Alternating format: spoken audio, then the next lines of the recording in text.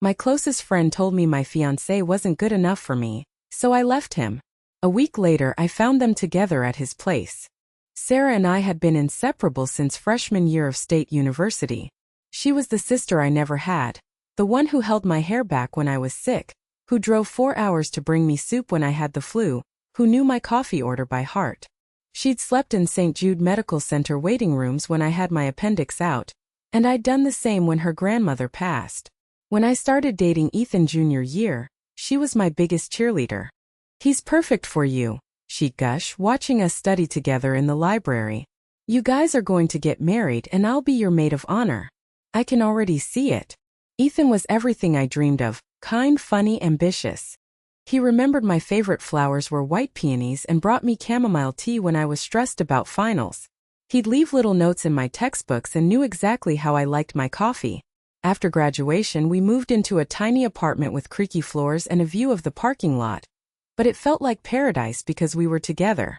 2 years later, he proposed on the same bench where we'd had our first kiss, with a ring he'd been secretly saving for since our first anniversary.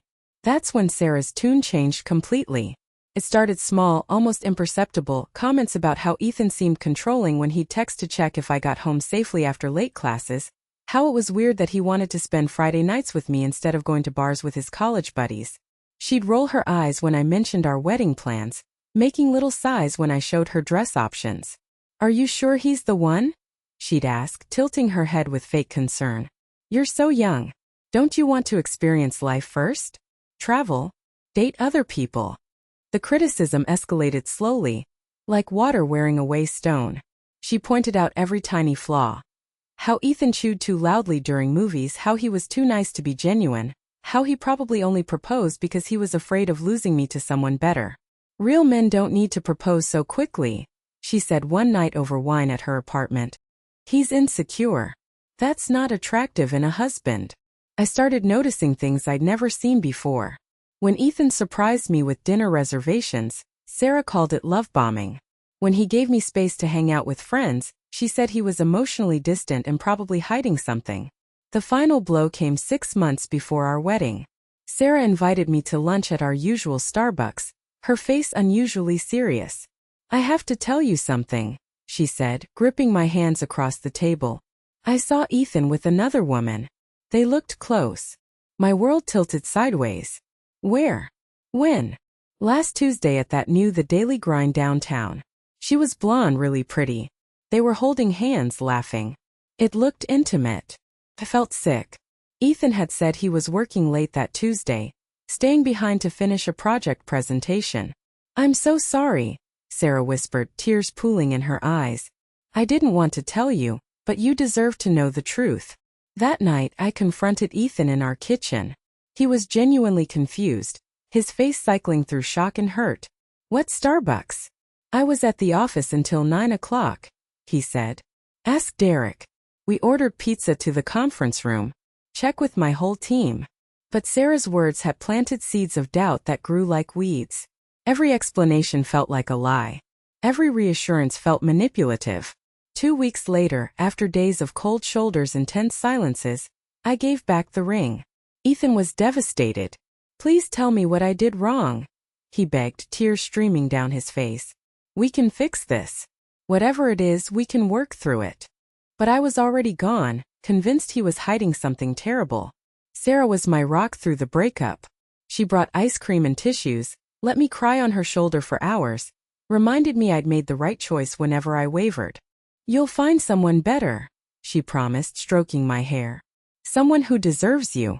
3 months later, I needed my emergency iPhone charger that I'd left at Ethan's apartment. I still had the key. He'd never asked for it back, probably too heartbroken to think of practical details. He was supposed to be at his brother's wedding in Seattle, a weekend trip I should have been taking with him. I let myself in quietly, planning to grab the charger and leave before the memories could overwhelm me.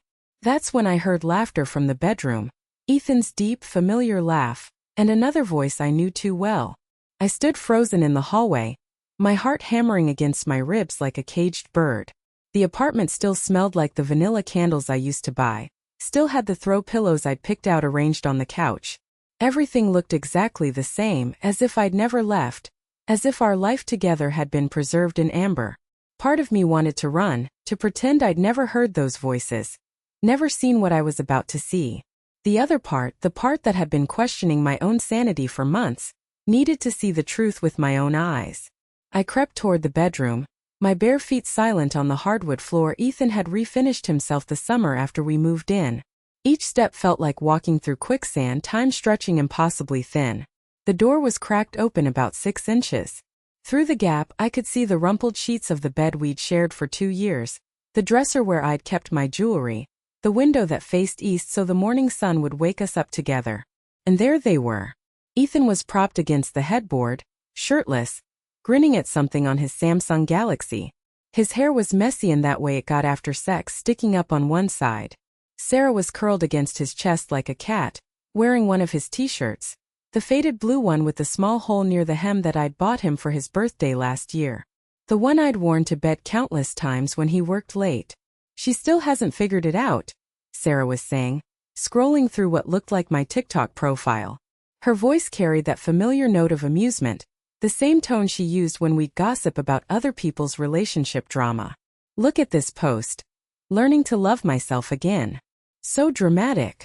Ethan kissed the top of her head, a gesture so intimate and familiar it made my stomach lurch. I almost felt bad when she gave the ring back. She looked so broken. Please, Sarah scoffed, adjusting her position so she could look up at him. She'll be fine. She always bounces back. Remember when her dad died senior year? 2 weeks later, she was planning her course schedule like nothing happened. She's got this weird ability to just compartmentalize trauma. My vision blurred around the edges. My dad had died of a massive heart attack during finals week of senior year. I'd gotten the call at 3 a.m. from Mom, sobbing so hard I could barely understand her words. I'd driven home immediately, stayed for the funeral, then forced myself to return to campus because Dad had always said education was the one thing no one could take from you.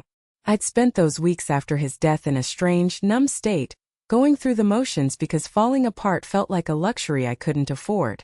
Sarah had been there through all of it, bringing me food when I forgot to eat, sitting with me during the long sleepless nights, holding me when I finally broke down 2 months later. Or so I thought. How long has this been going on? Ethan asked, trailing his fingers down her arm in a gesture I recognized because he used to do the same thing to me. Since your engagement party, she said casually, like she was discussing the weather. Remember? You were all stressed about the wedding planning, and I offered to help while Princess upstairs was having a meltdown about the caterer. One thing led to another. My engagement party 8 months ago. I remembered that night in vivid detail. How beautiful everything had looked, how happy I'd felt surrounded by family and friends, how grateful I'd been when Sarah volunteered to help Ethan with the decorations while I dealt with the last-minute crisis. The caterer had called to say they double-booked our date, and I'd spent 2 hours on the phone trying to find a replacement. Sarah had saved the day, or so I thought, taking care of everything while I was distracted. That night was incredible, Ethan murmured, his voice taking on a dreamy quality. I couldn't stop thinking about you after that. You were wearing that red dress. The one she said made me look like I was trying too hard, Sarah interrupted with a bitter laugh. God, the way she talks about people. Always has something critical to say. I remembered that dress. Sarah had asked my opinion when she was getting ready, and I'd told her it was beautiful but maybe a little much for an engagement party. I thought I was being helpful, honest, in the way best friends should be. Now I realize she'd probably chosen it specifically to catch Ethan's attention. The Starbucks story was genius, Ethan said, shifting so he could see her better. Where did you come up with that? Please, I know her better than anyone. She's always been paranoid that people are lying to her. Always looking for signs of betrayal. Daddy issues probably. Her dad was never around when she was little, always working. She told me once she used to think he was cheating on her mom because he came home so late. They laughed together, a sound that made my stomach turn violently. I pressed my hand against the wall to steady myself, trying not to make any noise. Ethan's laugh trailed off. I do feel a little bad about how we did it, though. We were together for 3 years. That has to count for something. And you were bored out of your mind for the last 2, Sarah shot back, propping herself up on her elbow. You told me yourself you only proposed because you thought it was what you were supposed to do, because she kept dropping hints about rings and weddings, and you felt trapped. True, Ethan admitted, and something inside me shattered. She was so predictable. Never wanted to try new things. Never wanted to be spontaneous. Everything had to be planned months in advance. You're different, Sarah corrected, her voice confident. I'm better. In every way. More fun, more adventurous, better in bed. Definitely better in bed. Ethan agreed, and I had to bite my lip to keep from making a sound. The Google Pixel in my hand nearly slipped from my sweaty palm. I'd heard enough to destroy me, but I couldn't seem to move. It was like watching a car accident in slow motion, horrifying but impossible to look away from. What do you think she's doing right now? Sarah asked, settling back against Ethan's chest. Probably at home. Eating ice cream and watching romantic comedies, feeling sorry for herself. She's tough, Ethan said, though his tone suggested he didn't really care either way. She'll find someone else eventually. Someone who appreciates her stability.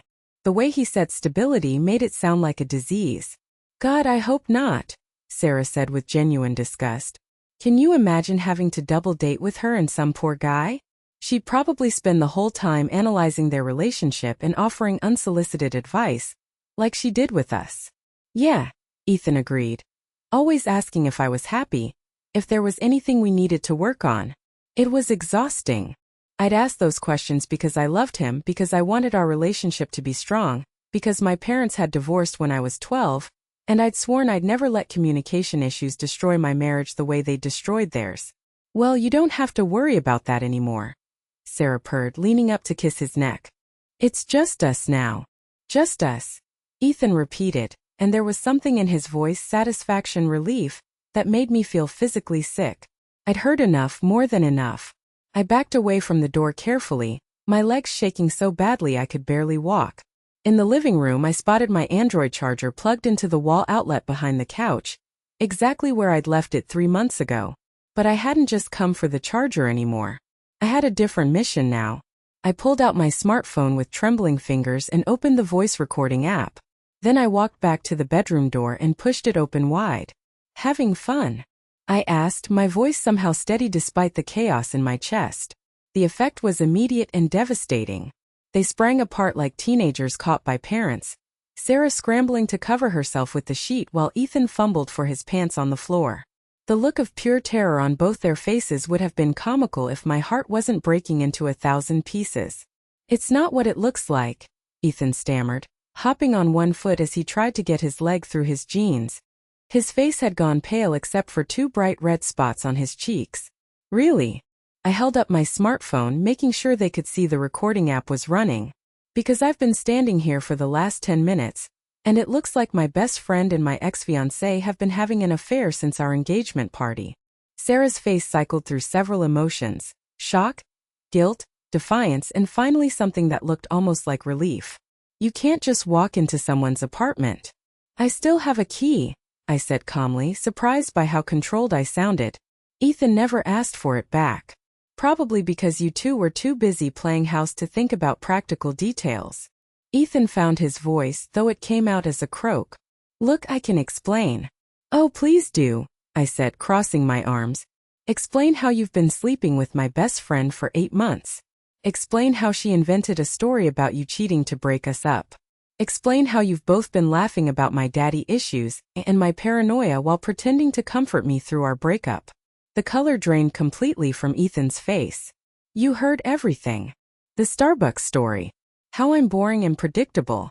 How you only proposed because you felt trapped. How she's better in bed. Really heartwarming stuff. Sarah had been quiet during this exchange, but now she stood up, pulling Ethan's shirt down to cover her thighs. When she looked at me, her mask had finally slipped completely, revealing something cold and calculating underneath. You know what? I'm glad you found out, she said, her voice sharp. You deserve to know the truth. Sarah, Ethan warned, looking genuinely panicked. No, I'm done pretending, she snapped, whirling to face him. She was going to find out eventually. I'm tired of sneaking around. She turned back to me, and I saw a stranger wearing my best friend's face. You want the truth? Fine. Ethan was miserable with you. Absolutely miserable. He told me himself that being with you felt like being married to his grandmother, safe, boring, and sexless. Each word hit like a physical blow, but I kept the smartphone recording. This was evidence now. You were holding him back, she continued, gaining momentum. He's got ambition, dreams, and you just wanted to play house in that pathetic little apartment. You never encouraged him to take risks or pursue better opportunities. What opportunities? I asked, genuinely confused. He got offered a position in Chicago last year. Did you know that? A promotion that would have doubled his salary, but he turned it down because you threw a fit about leaving your precious Springfield. I stared at Ethan. You never told me about any job offer. Ethan couldn't meet my eyes. It wasn't the right time. He never told you because he knew you'd guilt him into staying, Sarah interjected. Just like you guilt him into proposing before he was ready. Just like you guilt everyone into doing what you want. I never guilt anyone into anything, I said quietly. Please.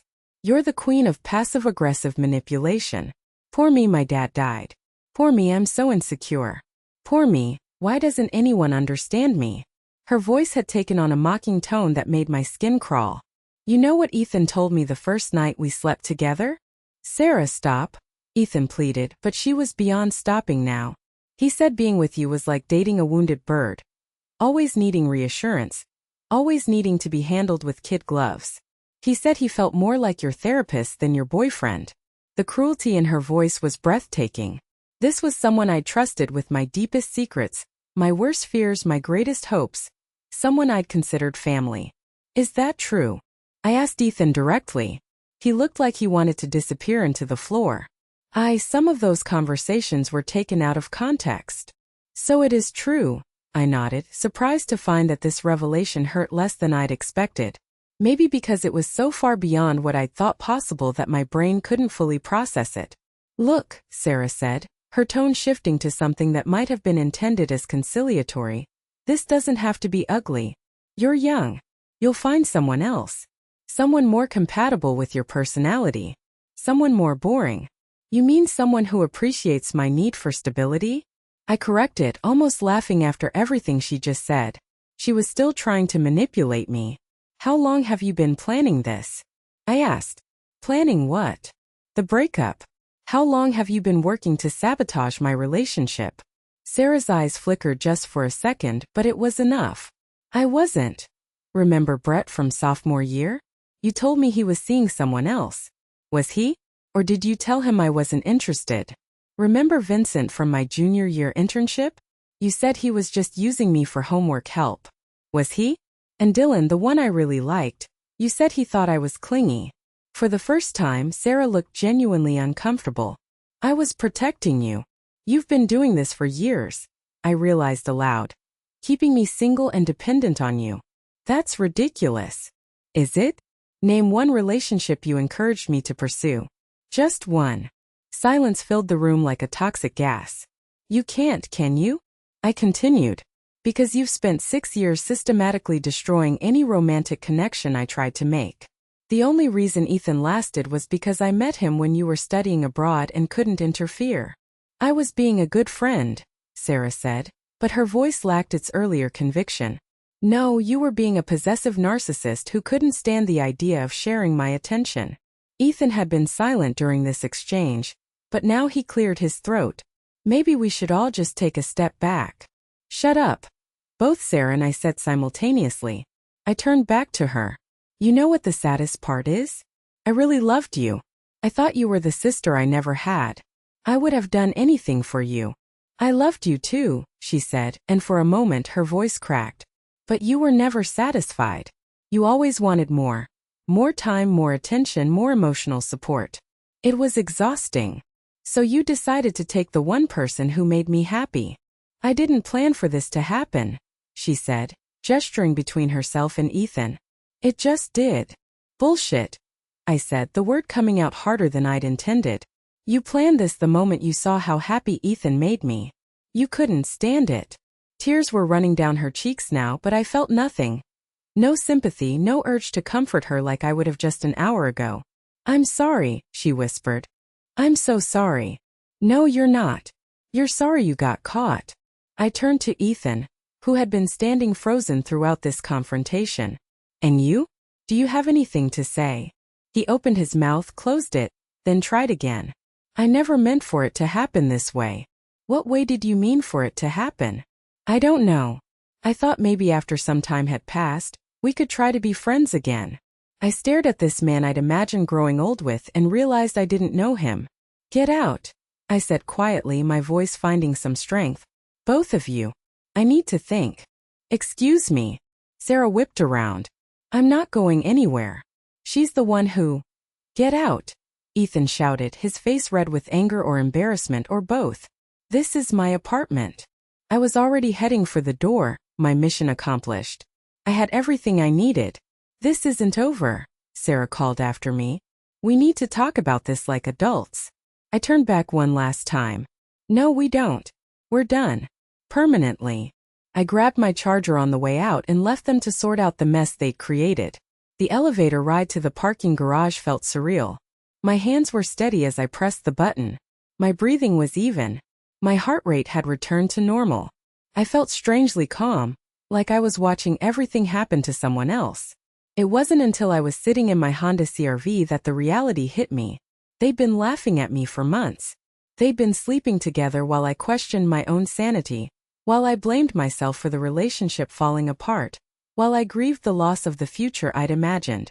I sat in that parking garage for 20 minutes, crying harder than I had since Dad died. Not just for Ethan but for Sarah too. For the friendship I'd thought we had. For the years I'd wasted caring about someone who saw me as an amusing pet project. When the tears finally stopped, I drove home in a daze. My apartment felt different somehow, smaller, quieter, but also safer. Everything here was mine alone.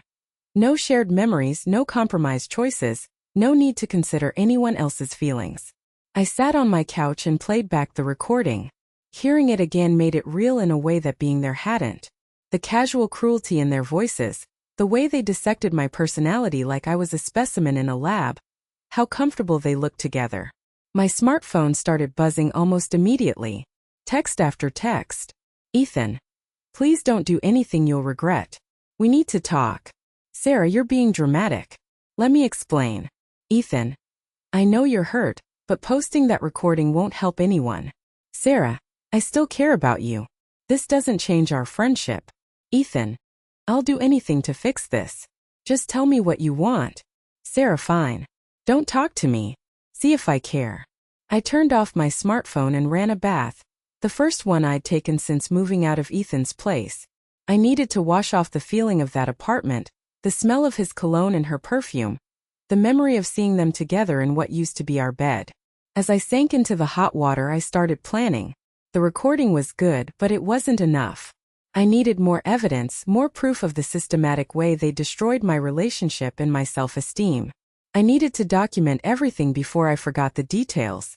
I spent that night writing. Every conversation I could remember, every time Sarah had criticized Ethan or vice versa, every moment when she convinced me I was being paranoid or insecure. The pattern was so clear when I laid it all out chronologically. She'd started her campaign against Ethan almost immediately after he proposed, subtle at first, comments about how rushed the engagement was, how maybe we should live together longer before making such a big commitment, then more direct attacks on his character, his habits, his intentions. Meanwhile, she'd been building herself up as the perfect alternative, always available when Ethan wasn't, always understanding when he was thoughtless, always ready with advice about how I deserved better. I'd been so focused on saving my relationship that I'd never noticed she was the one trying to destroy it. The next morning, I woke up feeling clearer than I had in months. I knew exactly what I needed to do. First, I called in sick to work. Then I drove to Sarah's apartment. She answered the door in pajamas, her eyes red and puffy. Thank God you're here. We need to talk. We do, I agreed, pushing past her into the living room I'd spent countless hours in. The scene of so many heart-to-heart conversations that now felt like elaborate lies. I'm so sorry about yesterday, she began, settling onto the couch and patting the cushion beside her in our usual configuration. I was upset, and I said things I didn't mean. Which things didn't you mean? I asked, remaining standing. That Ethan was miserable with me? That I'm boring and predictable? That you're better in bed? She flinched. I was angry. You caught us in a really vulnerable moment. Vulnerable. I repeated. Is that what we're calling it? Look, I know this is complicated, but our friendship doesn't have to end because of this. Ethan and I, it's probably not going to work out anyway. He's still hung up on you. Even now, she was manipulating, trying to find an angle that would get her what she wanted. How long? I asked. How long what? How long have you been planning to break us up? I wasn't planning anything. It just happened. The Starbucks story just happened. The lies about other men I dated just happened. The constant criticism of Ethan just happened. Her composure cracked slightly. I was trying to protect you. From what? From getting hurt? From making a mistake? From settling for someone who wasn't good enough for you? But Ethan was good enough for you. That's different. How? Because I know who he really is. I know what he's capable of. You saw what you wanted to see. The audacity was breathtaking. Even caught red-handed, she was still trying to convince me this was for my own good. Show me your smartphone, I said. What? Your smartphone. Show me your text history with Ethan. That's private. So was my relationship. But that didn't stop you. We stared at each other for a long moment. Finally, she shook her head. I'm not doing this. You're acting crazy. Crazy. I repeated. Like when I thought Ethan might be cheating. Like when I worried our relationship was falling apart. You helped convince me I was being paranoid. Remember? Because you were being paranoid. No, I was being gaslit by my boyfriend and my best friend. I pulled out my smartphone and showed her the recording app. I'm going to ask you one more time. How long have you been sleeping with Ethan? Her eyes widened when she saw I was recording again. You can't record me without my consent. Actually, I can. This is a California one-party consent state. Look it up. For the first time since I'd known her, Sarah looked genuinely afraid. What do you want? She asked. The truth. All of it. She was quiet for so long I thought she wasn't going to answer. Then in a voice barely above a whisper she said, Since the engagement party. And the other men. How many relationships did you sabotage? I didn't sabotage anything. I just pointed out incompatibilities. How many, Sarah? I don't know. A few. Brett. A nod. Vincent. Another nod. Dylan. He wasn't right for you either. According to who? According to me. I know you better than anyone. No, you know how to control me better than anyone. There's a difference.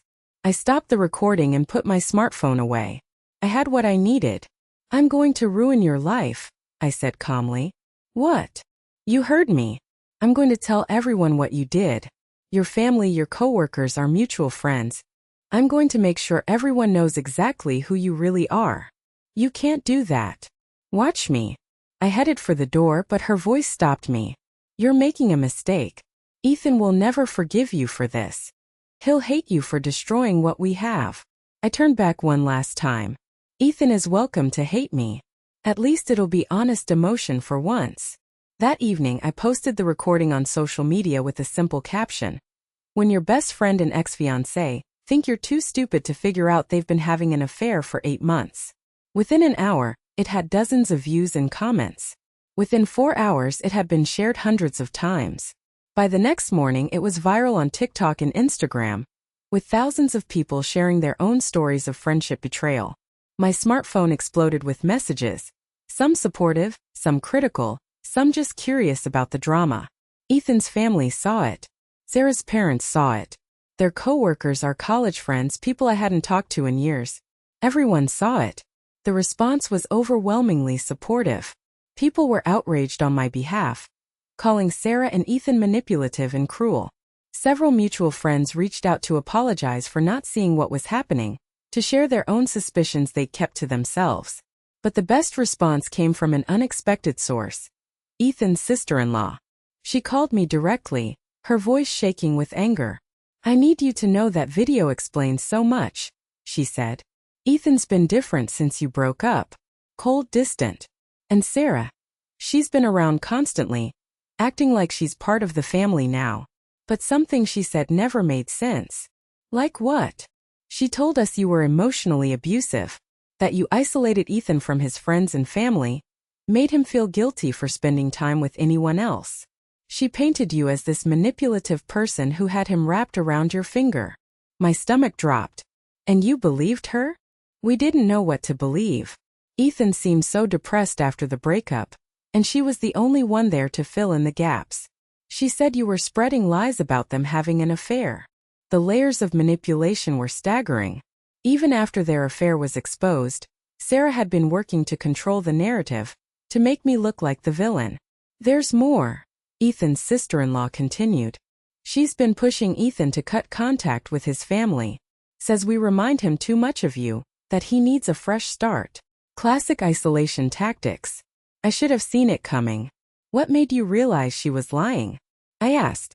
The recording. The way she talked about you. The casual cruelty.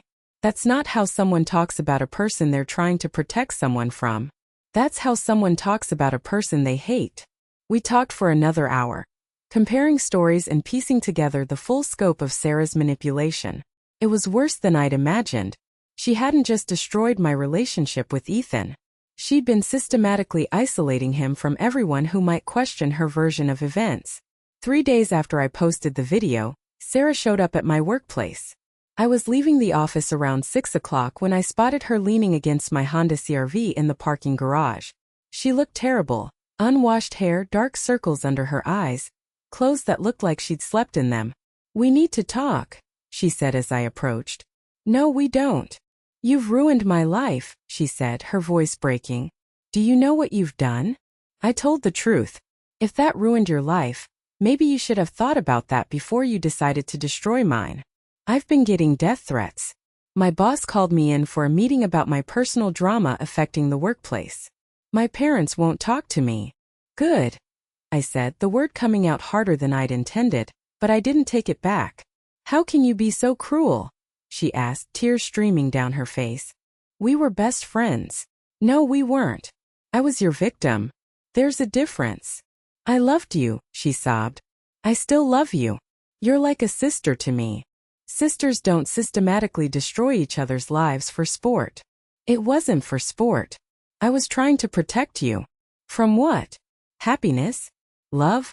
The chance to build a life with someone who cared about me. From making a mistake.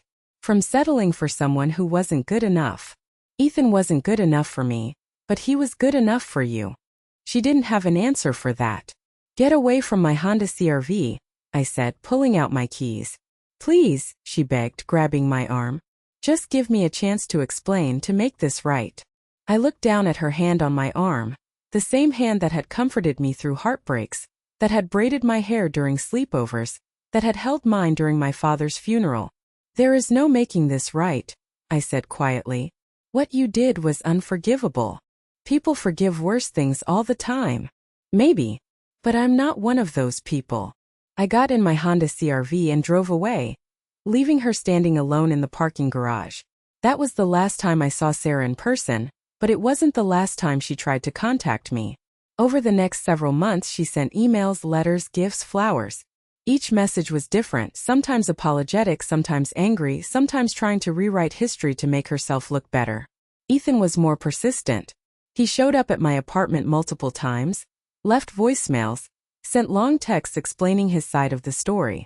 According to him, Sarah had seduced him, manipulated him, convinced him that I didn't really love him. She made me believe you were only with me out of habit, he said in one particularly long voicemail. She said you told her you were having second thoughts about the engagement, but didn't know how to back out without hurting me.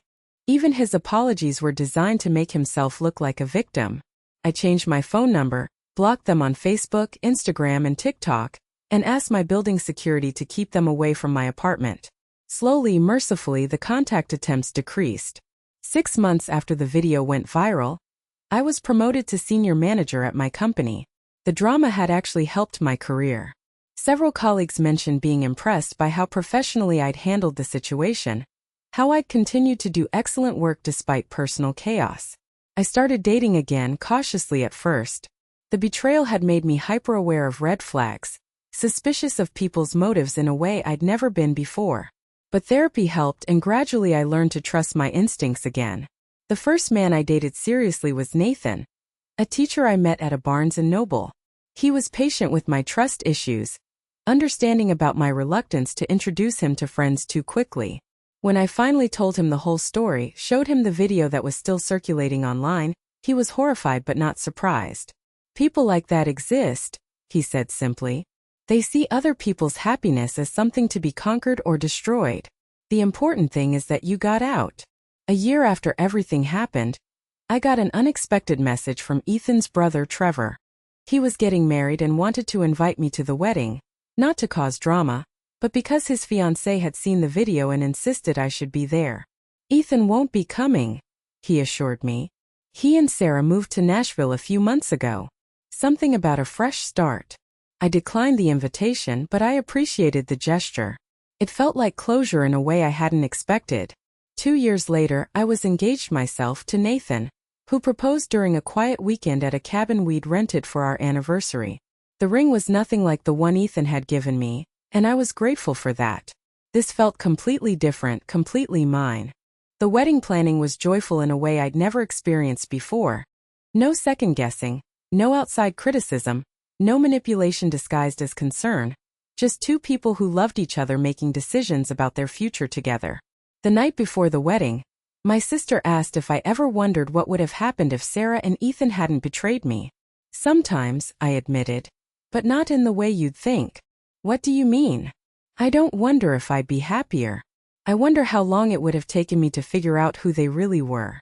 How much more damage they could have done if I'd married Ethan while Sarah was still in my life. You think they would have kept it up? I think Sarah would have found a way to destroy my marriage eventually. And I think Ethan would have let her because it would have been easier than standing up to her. That's a pretty dark way to look at it. Maybe, but it's also realistic. Some people are just broken in ways that make them destructive to everyone around them. My wedding day was perfect, small, intimate, filled with people who genuinely cared about Nathan and me. As I walked down the aisle, I thought briefly about the wedding I'd planned with Ethan. How different it would have felt. How much anxiety I would have carried about whether everything was perfect enough. This felt effortless by comparison, right in a way that relationship never had, even in its best moments. During the reception, my maid of honor, my sister, gave a speech about resilience and the importance of surrounding yourself with people who want you to succeed. She didn't mention Sarah or Ethan by name, but everyone who knew the story understood the subtext. Sometimes the worst thing that happens to you leads to the best thing that happens to you, she said, raising her glass. And sometimes losing people who never really loved you makes room for people who do. The toast was echoed around the room, and I felt a profound sense of gratitude. Not just for Nathan, but for my escape from a life that would have slowly suffocated me. 3 years into my marriage, I got a message from an unknown Facebook account. The profile picture was clearly fake, but the message was definitely from Sarah. I know you probably don't want to hear from me, but I needed you to know that Ethan and I broke up. We moved to Nashville together, but it fell apart pretty quickly. Turns out we didn't have much in common besides hating our situations. I've been in therapy for the past year trying to understand why I did what I did. My therapist says I have abandonment issues that make me sabotage other people's relationships, so they won't leave me first. I know that doesn't excuse anything, but I wanted you to understand that it was never really about you. I see that you got married. He looks like a good guy. I'm genuinely happy for you, and I'm sorry it took me this long to say that. I don't expect you to forgive me or respond to this. I just needed you to know that I'm trying to be a better person now. That what I did to you was the worst thing I've ever done. And I think about it every day. I hope you're happy. You deserve to be happy. I read the message 3 times, then deleted it without responding. Nathan found me sitting quietly on the couch afterward, staring at nothing. You okay? He asked, settling beside me. Sarah contacted me. What did she want? To apologize, I think. To tell me she's in therapy and understands why she did what she did. How do you feel about that? I considered the question seriously. Indifferent, mostly. I'm glad she's getting help, but it doesn't change anything for me. You don't feel any desire to reconnect, even after an apology? No. Some things can't be fixed with an apology. Some people prove they're not safe to have in your life, and all the therapy in the world doesn't erase that proof. Nathan nodded. That seems healthy. It took me a long time to get here. For a while, I felt guilty about cutting her off completely. She was such a big part of my life for so many years. But she was also the part of my life that was holding me back from everything good. From Ethan, yes, but also from trusting my own judgment, from believing I deserved real love, from understanding what healthy relationships actually look like. You think you would have figured that out eventually? Maybe.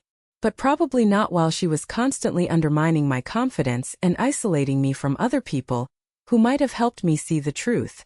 That night, I blocked Sarah's new account and changed my privacy settings to prevent her from creating others to contact me. It felt like closing the last door on that chapter of my life. 5 years later, Nathan and I bought our first house. A small Victorian with a garden and enough bedrooms for the family we were planning to start. As we painted the spare room that would eventually become a nursery, I found myself thinking about trust and loyalty, and the difference between friends and family. Do you ever miss having a best friend? Nathan asked during a break, both of us covered in pale yellow paint. I have you, I said simply. That's different though. Don't you miss having someone to call when you need to complain about me? I laughed. I call my sister for that. But it's not the same as having someone who's known you since college, who knows all your history. Someone who knows all your history used that knowledge to destroy your life. I pointed out. I'll take quality over history any day. Fair point. I had friends now, colleagues I enjoyed spending time with, neighbors I could rely on, women from my book club who made me laugh. But I was more careful about intimacy, more protective of my private life. The experience with Sarah had taught me that not everyone who claims to love you has your best interests at heart. It was a hard lesson, but not one I regretted learning. 6 years after the wedding, Nathan and I welcomed our daughter. As I held her in the Mercy General Hospital, exhausted but overwhelmed with love, I thought about the person I'd been before everything happened, naive, trusting, willing to overlook red flags because I wanted to believe the best about people. That person was gone, replaced by someone more cautious but also more confident. Someone who trusted her own instincts and didn't need constant validation from others to feel worthy of love. She's perfect, Nathan whispered, tracing our daughter's tiny fingers. She is, I agreed. And we're going to make sure she knows her worth so no one can ever convince her she doesn't deserve good things. Sounds like a plan.